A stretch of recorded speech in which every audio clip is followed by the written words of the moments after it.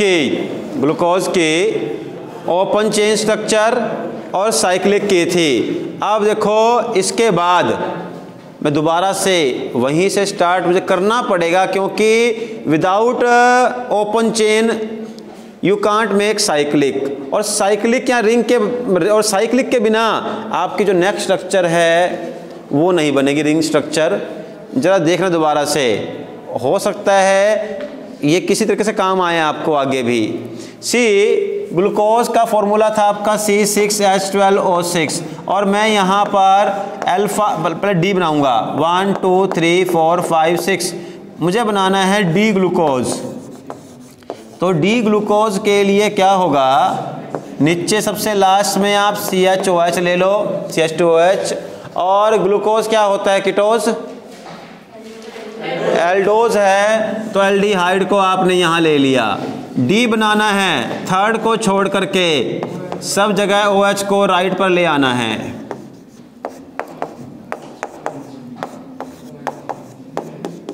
और अब इसको कन्वर्ट कर दो आप, देखो मैं इसी से ही आगे कन्वर्जन करनी है, टाइम नहीं लगाऊंगा मैं। इसी को आप कन्वर्ट कर दो अल्फा डी ग्लूकोज में, इसके एनोमर में, उसको बोलेंगे एनोमर होगा, इसके दो एनोमर होंगे अल्फा और बीटा। तो मुझे अगर मान लो अल्फा बनाना है तो क्या करूँगा मैं, पहले तो इस OH को बाहर ले जाओ, ये एक OH आ गया, इधर से एक H को बाहर भेज दो, और जो O बचा है उसके साथ ये जोड़ दो। अब OH और H, अब अल्फा का मतलब होता है राइट, डी का मतलब भी राइट है, डी का मतलब OH हो गए। अल्फा का मतलब जो एनोमरिक कार्बन पर OH है वो भी राइट साइड पर। तो यहाँ पर देखो H और OH, इस कार्बन के पास OH राइट पर आएगा तो ये अल्फा बन जाएगा। अगर वो एनोमरिक कार्बन का OH आता लेफ्ट पर तो बीटा बन जाता। अब इसका यूज़ करके, ये स्ट्रक्चर का यूज़ करके हमें बनानी है structure of glucose pyranose. I think बच्चे जो हैं बायो वालों ने पता होगा कैसे बनाते हैं, हाउ टू मेक दी और how to draw the pyranose structure, पता है ना? नहीं पता है तो बायो में कर रहे थे भाई, ये किए ना बायो में आपने?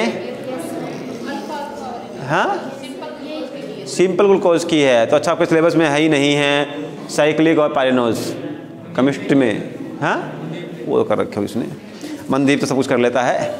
अब देखो भाई,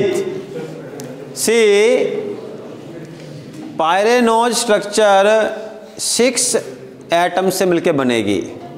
6 कौन कौन से, देखो 1 2 3 4 5, नहीं ये 6 है, एक O, ये रिंग से बाहर, ये रिंग से बाहर है, हमें इस रिंग से ही बनाना है पायरेनोज।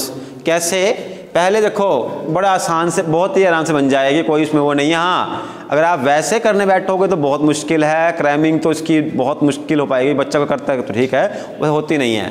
देखो आप बनाओ पहले हेक्सेगोन, हेक्सेगोन ये लो भाई, ये हेक्सेगोन बनाना है, ये बेंजीन नहीं होती है, और हर हेक्सेगोन बेंजीन नहीं होता, रखना ध्यान। अब इसको मानना है आपने कार्बन नंबर 1, ये कार्बन नंबर 2, ये कार्बन नंबर 3, ये कार्बन नंबर, ये कार्बन नंबर, ये नहीं है, क्योंकि फर्स्ट कार्बन और 5th कार्बन जुड़े हैं किससे, रिंग के अंदर, तो ये यहाँ पर O ले आओ। और जो CH2OH है ना, रिंग से बाहर है, दैट्स वाई इसको ऊपर लिख दो, इसको आप रिंग से बाहर ले जाओ। चलो, अब एक छोटा सा वर्ड आपको रखना है अपने माइंड में, राइट डाउन। राइट डाउन लिखना नहीं है, ये राइट लिखने वाला नहीं है, डायरेक्शन वाला राइट है।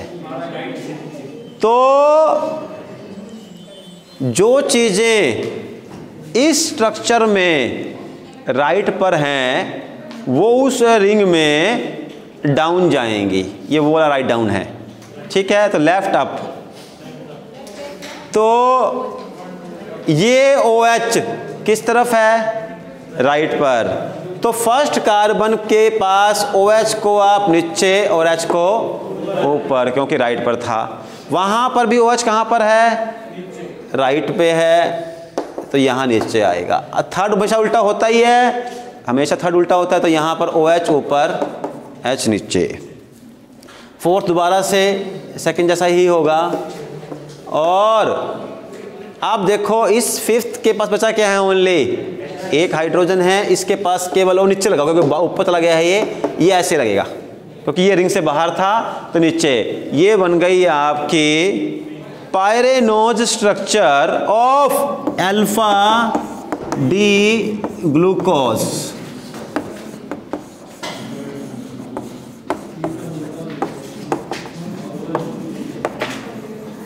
ये लो, alpha D glucose pyranose structure of glucose ये बन चुकी है। कोई मुश्किल नहीं थी, बहुत ही एक सिस्टमेटिक वे में हुआ है, ठीक है।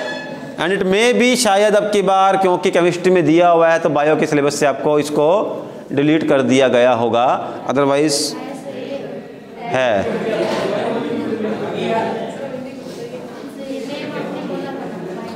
हाँ, बस स्ट्रक्चर है, नाम नहीं है।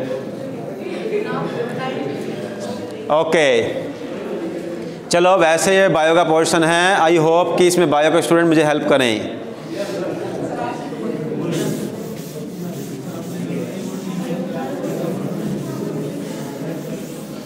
अच्छा, अब सुनो, इसी तरीके से फ्रक्टोज की स्ट्रक्चर बनानी है। मैं क्यों बनवा रहा हूँ? देखो, क्योंकि हमें आगे इसका यूज़ करना है इन स्ट्रक्चर्स का।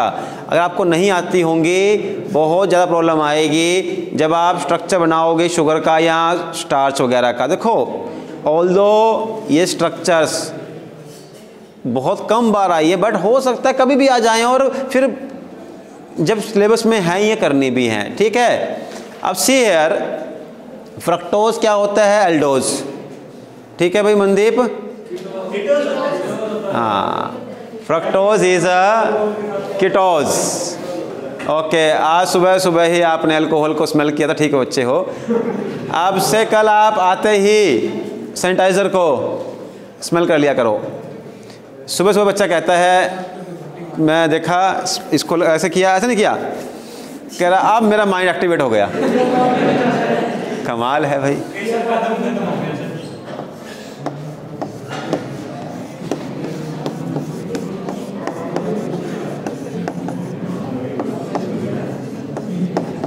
नाउ सी, देखो, क्योंकि कीटोज है और कीटोन कभी भी फर्स्ट या लास्ट कार्बन पर नहीं होगा, सेकंड पे लेंगे यहाँ। तो ये, और बनाना कौन सा है आपको? D fructose.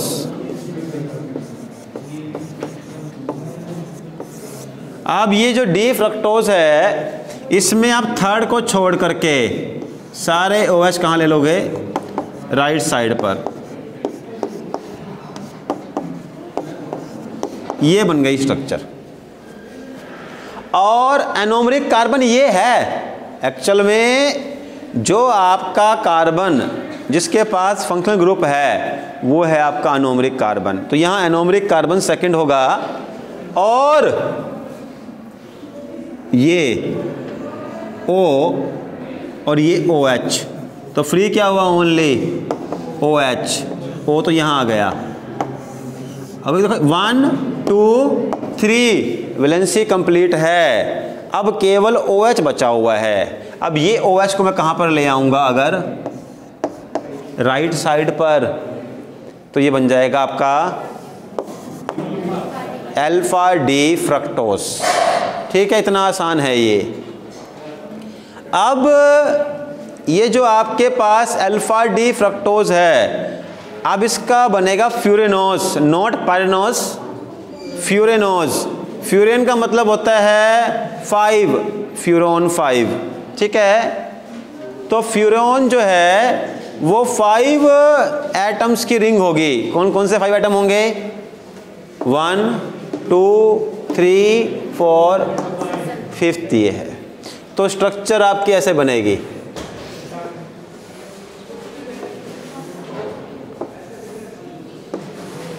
ठीक, स्टार्टिंग आपको यहां से करनी है। अब देखो रिंग स्टार्ट कौन से कार्बन से हो रही है?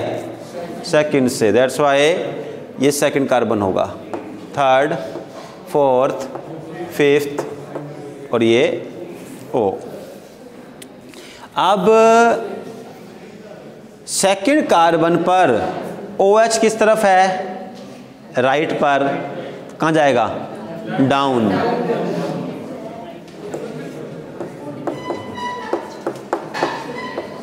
थर्ड पर रिवर्स होता है, फोर्थ दोबारा से, और फिफ्थ देखो, फिफ्थ के पास ओनली H है, वो नीचे, और हमेशा CH2OH ऊपर होता है। ये लो भाई, ये बन गई आपकी फ्रक्टोज की फ्यूरेनोज स्ट्रक्चर। कहाँ पर? फिफ्थ के H पड़ा है यहाँ, तो OH कहाँ से? हाँ कहाँ? यहाँ। तो जब यहाँ H है तो वहाँ OH कैसे बन जाएगा भाई?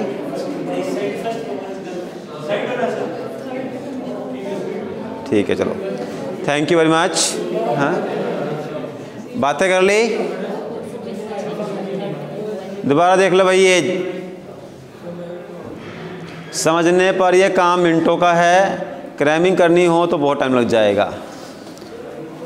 फर्स्ट ऑफ ऑल वो रिंग देखो, रिंग कहाँ से कहाँ बन रही है? ये है रिंग, जो कि सेकंड से लेकर के फिफ्थ कार्बन के बीच में है। दैट्स वाई ये बनाया आपने 5 एटम्स की रिंग, उसमें ये सेकंड कार्बन है, ये थर्ड है, फोर्थ है, फिफ्थ है, और फिफ्थ और सेकंड कार्बन जुड़ा है आपस में O से, जैसे वहाँ पर है। और जो सेकंड कार्बन है अल्फा D है, अल्फा का मतलब राइट, OH राइट पर होगा, इसलिए नीचे आ जाएगा। और फर्स्ट कार्बन ये रहा CH2OH, सेकंड कार्बन। थर्ड का उल्टा होता है हमेशा, OH। Fourth carbon HOH। आप देखो फिफ्थ के पास क्या है? ओनली H ही तो है, और CH2OH को ऊपर ले जाओ, H को ये लो, ये बन गई आपकी फ्यूरेनोज स्ट्रक्चर ऑफ द फ्रक्टोज। ठीक है, अब देखो, अब मैं देखो क्यों करवा रहा हूँ, ये आपको ना आगे और कंसेप्ट्स को जोड़ने में हेल्प करेगा। अदरवाइज मुझे फिर पूरा का पूरा पोर्शन ही वो हवा में निकालना पड़ेगा। चलो आप कर लोगे, आपसे हो जाएगा, इसकी ज़रूरत नहीं है, पर करना नहीं है, थोड़ा सा एक तरीके से करेंगे। अब उससे पहले वहाँ तो पहुँचूँगा मैं, अब अपने बेसिक तो कर लिया, ये जब जरूरत पड़ेगी वहाँ, जैसे हम पहुँचेंगे डाइसैकेराइड में, तभी स्ट्रक्चर की, मतलब डाई और पॉलीसैकेराइड में जो स्ट्रक्चर्स बनानी है आपको, क्योंकि वो स्ट्रक्चर बनाने से ना, मतलब स्ट्रक्चर ड्रॉ करनी नहीं आएंगी, लेकिन उसके बेसिस पे आपके MCQ तक के क्वेश्चन बन सकते हैं, थ्योरेटिकल भी बनेंगे और MCQ भी। एग्जामिनर नहीं शायद ही कहे कि ड्रॉ द स्ट्रक्चर, लेकिन स्ट्रक्चर ड्रॉ करनी आसान हो जाएगी, बट वो जो क्वेश्चन पूछेगा ना, वो तभी आएगा जब आपको स्ट्रक्चर तरीके से आती, समझ के आती होगी। वैसे ही हाँ भाई इसको ऊपर कर देना, नीचे कर देना, फिर समझ कुछ नहीं आने वाला। अब सबसे पहले मैं ना यहाँ पर एक कुछ रिएक्शंस की बात कर लेता हूँ। सबसे पहले तो आपको अगर ग्लूकोज बनाना हो, means how to prepare glucose, कौन कौन से 2 तरीके हो सकते हैं जिससे आपको ग्लूकोज मिले, जबकि वो नेचर में भी होता है। तो नेचुरली हम किन किन 2 तरीक़ों से अपनी बॉडी को ग्लूकोज प्रोवाइड करवाते हैं, वही तरीके करने हैं यहाँ पर, in the form of reaction only. हाँ, शुगर देखो पता ही है आपको, जो किसी, अगर मान लो किसी का ब्लड प्रेशर लो हो जाए तो क्या होता है, उसको डॉक्टर्स भी रेकमेंड करते हैं। और यूजुअली जो डायबिटीज़ के पेशेंट होते हैं, जिनको लो शुगर की प्रॉब्लम होती है, वो हमेशा अपने पास चॉकलेट वगैरह रखते हैं, यूजुअली रखते हैं। हाँ, तो इवन कैंडी, ताकि कभी भी ऐसा लगे कि अब ब्लड शुगर लो हो रहा है तो फटाफट वो अपना एक चॉकलेट का बाइट या कैंडी लेंगे, तो दोबारा से शुगर लेवल अपने नॉर्मल पे आ जाएगा, क्योंकि उससे एनर्जी मिलेगी, ग्लूकोज मिलेगा। अब आपने कैंडी या जो एक चॉकलेट है उसमें क्या होती है, शुगर। शुगर का फॉर्मूला क्या हो गया,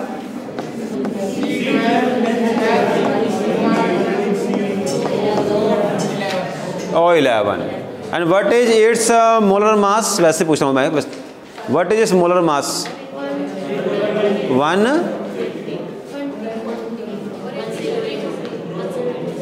180 plus 180 minus 18, 2 glucose molecule minus 1 water molecule. दिमाग का यूज करना देखा भाई। 360 minus 18 342, no need to cram. ठीक, चलो अब सुनो,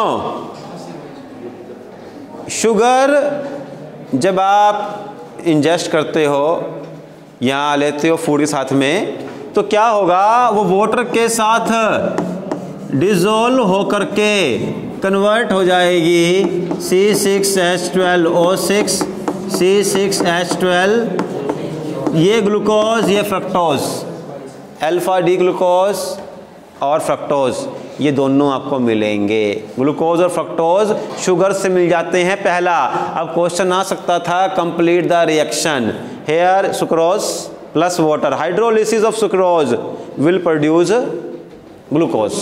ठीक है। दूसरा तरीका जो सबसे मेजर हम यूज करते हैं to get the glucose, that is food. लिखते हैं यहाँ पे food, starch, what we use, starch. अब स्टार्च का फॉर्मूला क्या होता है,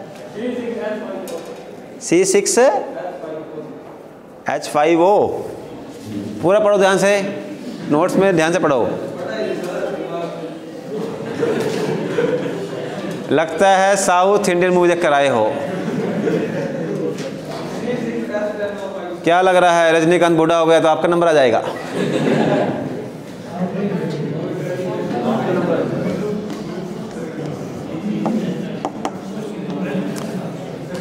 ग्लूकोज में से एक वाटर का मॉलिक्यूल बाहर निकाल दो, ग्लूकोज में से एक वाटर का मॉलिक्यूल बाहर निकाल दो, और एक्चुअल में स्टार्च क्या है, एक पॉलीसैकेराइड।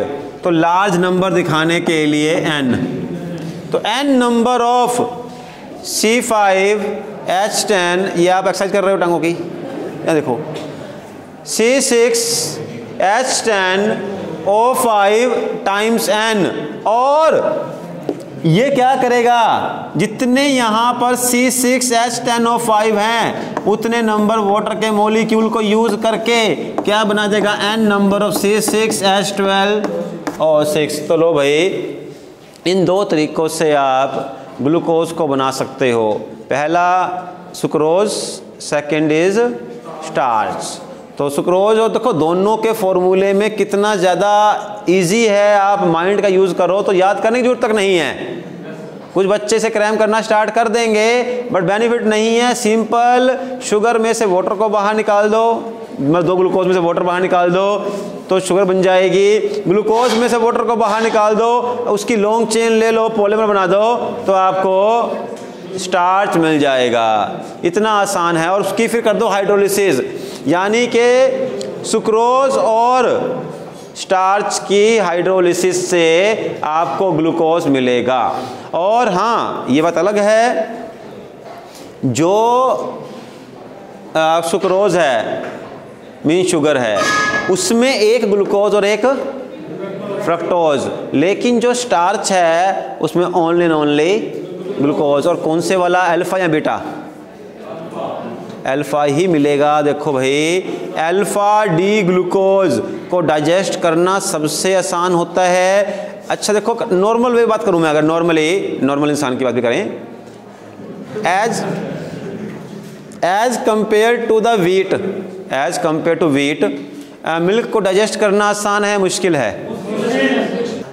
देखो अब सुनो भाई, जो आपका मिल्क है एक्चुअल में मिल्क जो है ना वो होता है लैक्टोज से बना हुआ, और लैक्टोज बना होगा आपका बीटा डी ग्लूकोज से और फ्रक्टोज से, ऑल्दो ग्लूकोज मानते हैं अभी। तो देखो जो स्टार्च है ना उसको डाइजेस्ट करना सबसे आसान है, इसीलिए जब कोई बीमार हो, वैसे हमारे यहाँ ट्रीटमेंट चलती है उल्टी, लो भैया आप दूध पी लो, गलत बात है, क्योंकि उसमें जो ग्लूकोज है ना उसे डाइजेस्ट करना मुश्किल है, और जब हम बीमार पड़ते हैं तो हमारा डाइजेस्टिव सिस्टम सबसे पहले वीक होता है, इसलिए भूख नहीं लगती, और यहाँ क्या करते हैं 2 गिलास ज़बरदस्ती पिला देंगे।